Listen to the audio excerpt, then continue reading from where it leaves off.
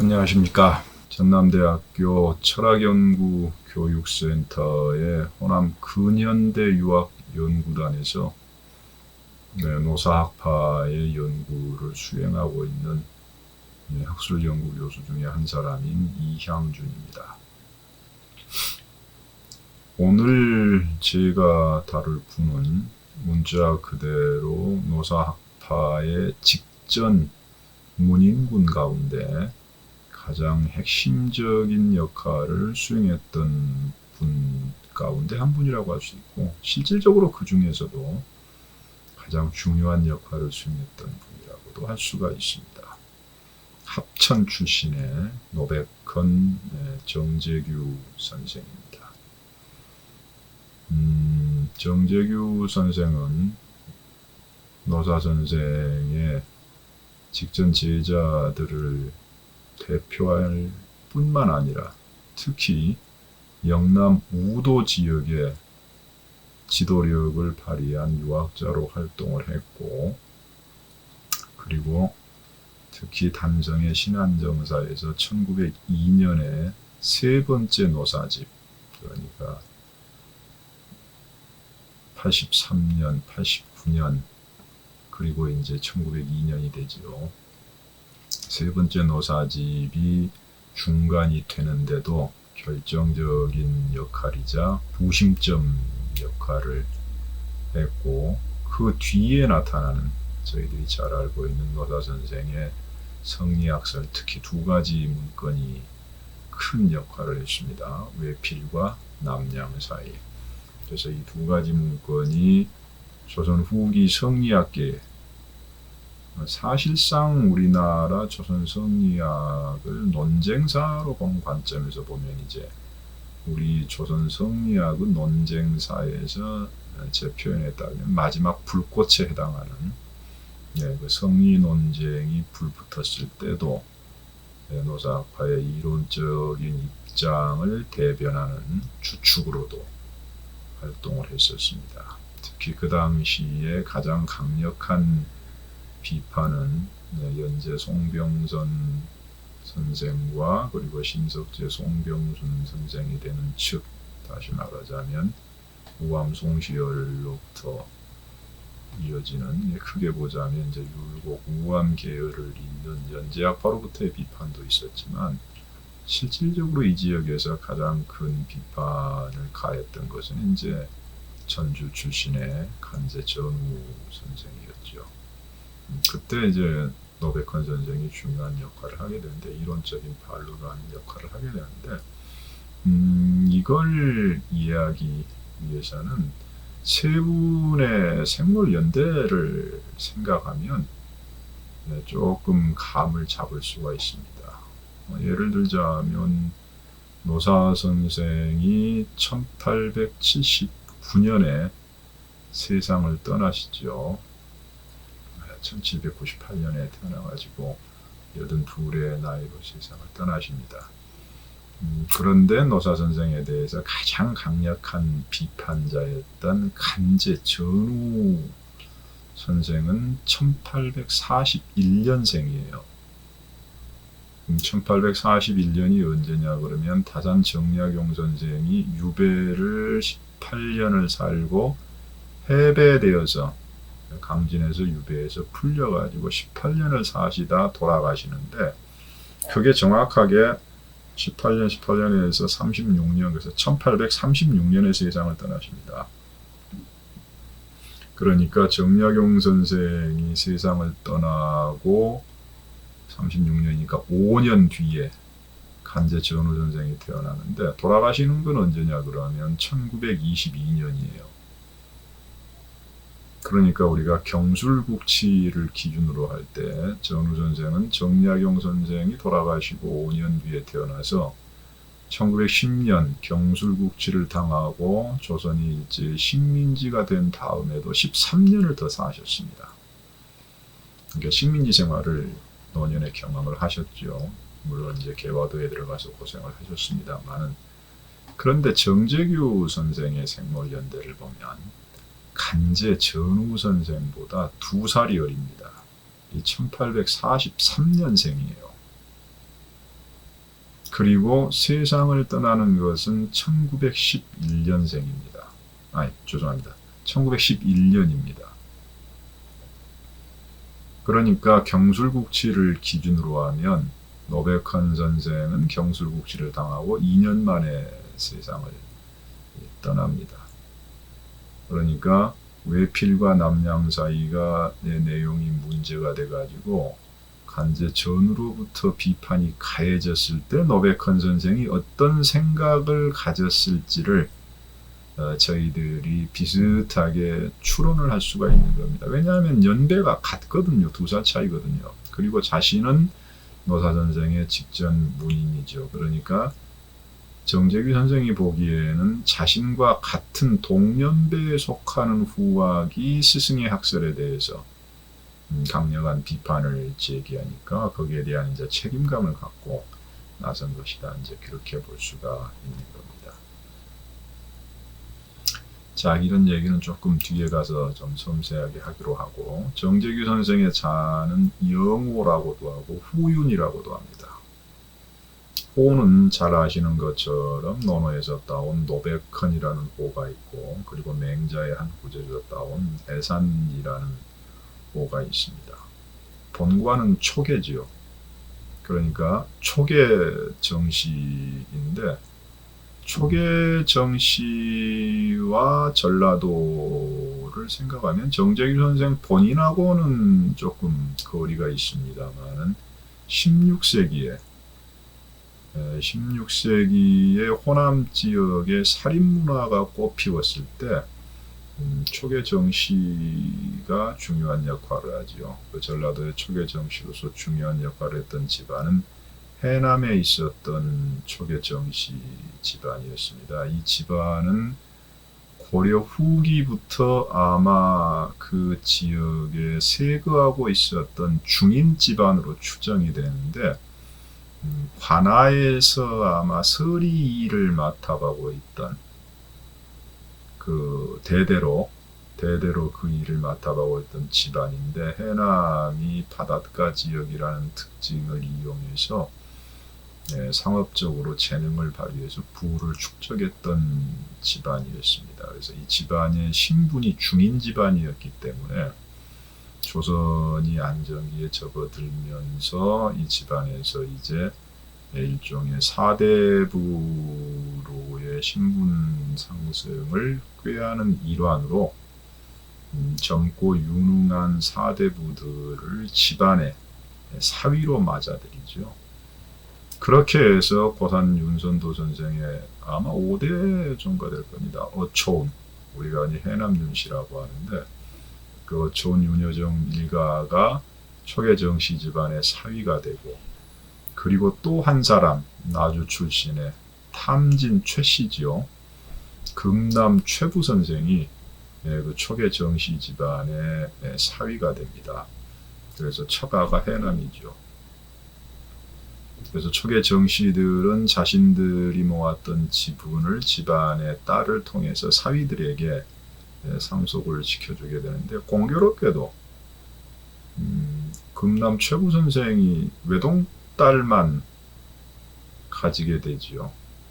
그래서 그 외동딸을 자기가 초계 정씨 집안의 사위가 되었던 것처럼 젊고 유능한 선비를 골라가지고 결혼을 시키는데, 그게 미암 유이춘 선생의 아버지 유계린입니다. 선산유씨지요. 그리고 그 유계린 선생이 자기 아들 미암 유이춘 선생을 다시 담양의 그 부호 집안이지요. 그 부호 집안, 홍주 송씨 집안, 무렴정도 역시 그 집안에서 만든 겁니다만, 그래서 홍주 송씨 집안으로 장가를 들게 하고, 그리고 그 미암 유이춘 선생이 자기 아들하고 미암 유이춘 선생이 저 하서 김인우 선생보다 3살이 어리거든요. 김인우 선생은 1510년생인데 유이춘 선생은 13년생입니다. 그래서 두 분이 한양에서 한 분은 이제 관원으로 있고 한 분은 성균관에 있을 때 교분이 두터웠다고 전해지고 있죠. 그래서 이제 아들이나 딸을 낳게 되면 사돈을 맺자라고 약속을 해서 유이친 선생의 아들 유경염이란 분이 하서 김인우 선생의 사위가 되죠. 그리고 그 하서 선생의 사위 중에 한 사람이 소세원을 만든 양산보 선생의 둘째 아들입니다. 이렇게 그려놓고 나면은 전라도의 초계 정씨가 해남 윤씨와 탐진 최씨하고 연결이 되고, 그 해남 윤씨가 홍주 송씨로, 선산 유씨가 홍주 송씨로 이어지고, 홍주 송씨하고 선산 유씨 사이에서 다시 울산 김씨로의 연결이 이어지고, 울산 김씨로부터 제주 양씨로 이어집니다. 그래서 이쪽 지역에 그래서 하서 김인우, 양산보 그리고 표혈옥을 썼던 금남 최구 선생까지 해서 이쪽 집안의 16세기의 호남 지역의 살인 문화가 꼭 피우게 되는 배경 가운데 하나였던 그 사대부들 집안들 사이의 혼맥에 그 축의 끝에 시초에 서 있는 게 또 초계 정씨라고 할 수가 있죠. 그래서 전라도하고도 인연이 깊습니다. 자, 초계 정씨의 시조는 다시 정재규 선생의 이야기로 돌아온다면 고려 시대에 광유후라고 제후지요. 광유후에 봉해진 정백월이라는 분입니다. 그래서 이 정백월의 후손들 가운데 정재규 선생의 5대조에 해당하는 정광익이라는 분이 안동 권씨 상암 권준이라는 분인데, 이 권준이라는 분의 5세손 권희우라는 분의 따님하고 결혼을 합니다. 이렇게 되어서 안동 권씨가 가지고 있었던 학문적, 정치적 색채가 초계 정씨 집안에 덧붙여집니다. 그래서 영남 노론계라는 특징을 갖게 되죠. 그래서 이때부터 합천 지역에 초계 정씨들이 대대로 세거했다 이렇게 알려져 있습니다. 정재규 선생에게는 할아버지의 역할이 중요한데, 그 할아버지는 정언민이라는 분이고, 정재규 선생이 태어났을 때 할아버지가 직접 어린 손자를 학문하는 방법과 태도를 가르쳤다 이렇게 되어 있습니다. 아버지는 정방훈이라는 분이고, 어머니는 교화 노씨입니다. 노위진이라는 분의 따님인데, 그래서 1843년에 경상도 하천 삼가 물계리 묵동이라는 곳에서 태어났습니다. 좀 전에 말한 것처럼 할아버지에게서 글을 배우다가, 어려서는 글을 배우다가 21살 무렵에 같은 고장에 살고 있던 노사 선생에 가기 전에 몽관 최유윤이라는 분에게 가르침을 받았습니다. 그런데 이 몽관 최유윤이라는 분이 호가 몽관이고 경주 출신입니다. 과거를 볼 생각도 있었던 모양인데 30살 무렵이 지나면서는 이제 과거에 대한 학업은 포기를 하고 성리학적인 탐구에 전념하신 분이다 이렇게 알려져 있죠. 근데 이 몽관 최유윤이라는 분이 기성진 선생을 높이 평가를 합니다. 그래서 20대의 정재규 선생에게 기정진 선생에게서 학문적인 스승으로 삼아서 본격적으로 학문을 연찬해보는 게 어떻겠느냐 라고 권유를 하고, 그래서 22살에 1864년이 됩니다. 22살에 할아버지였던 정언민과 최유윤 선생이 논의를 하죠. 그래서 손자를 장성, 당시 하사에 있던 노사 선생에게 인사를 시키고 노사 선생의 문인으로 교육을 시키는 게 좋겠다 라고 논의해서 정재규 선생이 마침내 노사 선생을 배알하러 장성으로 떠납니다. 노사 선생은 당시에 이제 67세였는데 22살짜리 정재규생을 만난 다음에 첫 그 기록이 남아있는 게 아주 고전적인 문답이 기록에 남아있죠. 다시 말하자면 유학이라는 것은 선비는 위기지학하고 자기 자신을 위한 학문하고 위인지학, 타인을 위한 학문이라는 것을 구별할 수 있어야 되는데, 그래서 먼저 어떤 것이 위기지학인지 어떤 것이 위인지학인지 이것을 판가름한 다음에 자신의 학문적인 지향을 정해야 된다, 이런 가르침을 주었고, 조고후면 절기 탐전, 뒷면, 이면을 살펴야지 앞에 드러난 것만을 욕심내거나 탐해서는 안 된다라는 독서법을 경계하는 8글자를 글씨를 써주셨다라고 그럽니다. 이때부터 20대 초반의 정재규 선생은 본격적으로 기정진 선생의 지도하에 학문을 닦기 시작하는데, 그래서 기정진 선생이 본인이 나이가 70이 가까워서 제자가 학문을 크게 성취하는 것을 못 보게 될까 안타깝다라고 한탄하신 적이 있다라는 기록이 남아 있습니다. 자, 그래서 이렇게 해서 본격적으로 이제 노사학이라고 말할 수 있는 학문적인 영역에 정재규 선생이 팔을 들이게 됩니다. 그 과정을 잠깐 말씀드리겠습니다. 기정진 선생의 문화에 입문한 뒤에 정재규 선생은 이제 집이 합천에 삼가니까요, 매년 노사 선생의 이제 강화 가시는 곳을 방문을 하거나 혹은 이제 편지를 주고받으면서 다양한 성리학적 주제들을 토론했고, 이 과정에서 노사 선생이 가지고 있는 성리학적 입장들을 이해하고 체득하게 됩니다.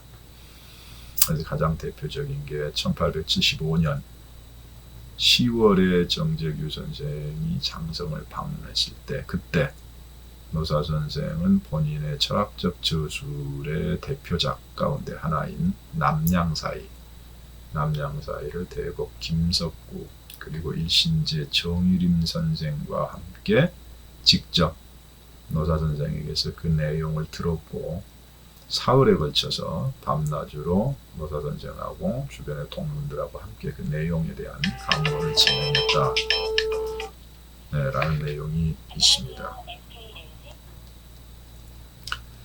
자, 그리고 기정진 선생이 세상을 떠나는 1879년 1월에 정재규 선생은 집안의 동생이었던 정면규 선생하고, 그리고 정재규 선생이 아마 가장 수제자라고 할 수 있는 명호 권우만 선생을 대동하고 다시 장성을 방문을 했죠.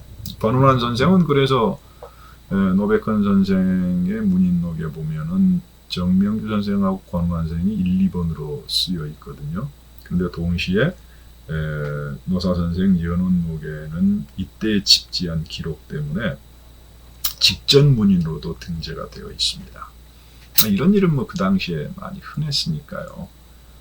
자, 그래서 이때 다시 장성을 방문했을 때 노사 선생이 그 직전에, 그러니까 1878년 가을에서 겨울 사이에 월고 조성가 선생의 편지의 자극을 받아서 썼던 81세의 노사 선생의 마지막 철학적인 역작이라고 할 수 있는 외필의 내용을 역시 대곡 김석구 선생 그리고 이신재 정의림 선생과 함께 노사 선생으로부터 직접 그 내용을 접하게 됩니다.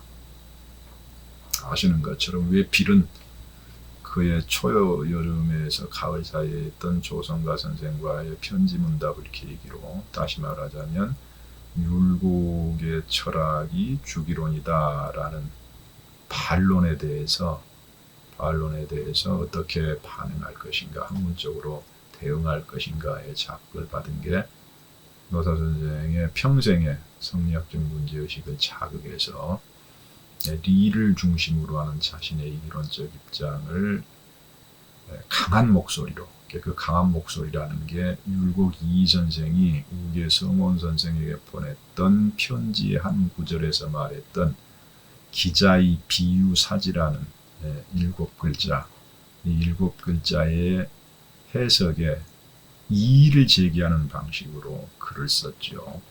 그래서 기정진 선생의 이기론적 입장이 매우 강하게 드러나는 최만년의 이제 철학적 저술이었습니다. 그래서 그것을 78년에 써두고도 외필 자체의 본문에 의하면 조성가 선생 때문에 외필을 썼다라고 하면서도 외필 본문에서는 조성가 선생에게도 아직 보여주지 않았다라는 기록이 나와요. 그러니까 자신의 입장이 학문적인 논란거리가 될 거라는 것을 크게 의식하고 있었다는 뜻입니다. 그런데 이렇게 직전에 써두고 남들에게 알려주지 않았던 글을 흔히 노문 3자, 노사의 직전 문인군을 대표하는 세 사람, 정재규 선생, 김석구 선생, 정유림 선생, 이렇게 3명에 가까운 제자들에게 공개하면서 이 세 사람에게 의견을 물어봅니다. 그러자 이 세 사람이 똑같이 독실하게 스승의 학설을 믿겠습니다 라고 대답을 했고, 이것은 이분들이 기정진 선생의 이기론적인 입장, 성리학적인 입장을 계승하겠다라는 뜻을 명시적으로 표명한 것이다, 이렇게 볼 수도 있죠. 이렇게 75년에는 남양사회를, 그리고 79년에는 외필을, 다시 말하자면 기정진 성리학이 기정진 선생이 본인의 성리학설을 대표하는 내용을 정재규 선생에게는 감추지 않고 다 전수를 했고, 이러한 내용을 계승했던 정재규 선생은 그래서 기정진 선생의 문화에서 대략 15년 동안 오고 가면서 본인이 익혔던 성리학적인 사색을 노사 선생이 돌아가는 해 사상기문이라는 형태로 저술로 정리해서 노사학을 본인이 그동안 어떻게 탐구했고 그것을 어떻게 계승해 나아갈 것인가 하는 학술적인 방향성을 정립하고 있다라는 것을 보여줍니다. 그래서 노사학파 내부에서나 외부에서나 노사학파를 대표하는 대표적인 직전 문인으로서의 위상을 차지하게 됩니다. 그래서 실질적으로 정재규 선생이 주도적인 역할을 하는 것은 1879년에 기정진 선생이 세상을 떠난 다음에 이제 본격적으로 노사 선생의 학문의 계승을 위한 다양한 이제 활동들을 보여주지요. 그래서 1880년 돌아가시고 1년 뒤지요. 여름부터는 기정진 선생의 문집의 발행을 이미 염두에 두고 노사 선생이 남기신 글들, 초고들을 이제 교열을 하기 시작을 했죠. 그래서 초간본 노사집의 발간 작업이 이루어지는데, 노사 선생의 손자인 기우만 선생이 주도를 해서 원고를 모으면 이 모아진 원고를 합천에 있는 정재규 선생에게 보내서 정재규 선생이 이것을 편집을 하고 체제를 잡고 내용을 교열하는 방식으로 진행을 했다고 그럽니다. 그래서 1883년에 봄에 최초로 담대원에서 목활자로 노사문집이 발간이 됩니다. 그런데 이 노사문집이 발간이 되는 동시에 한쪽에서는 초간본 노사문집에 들어가지 않던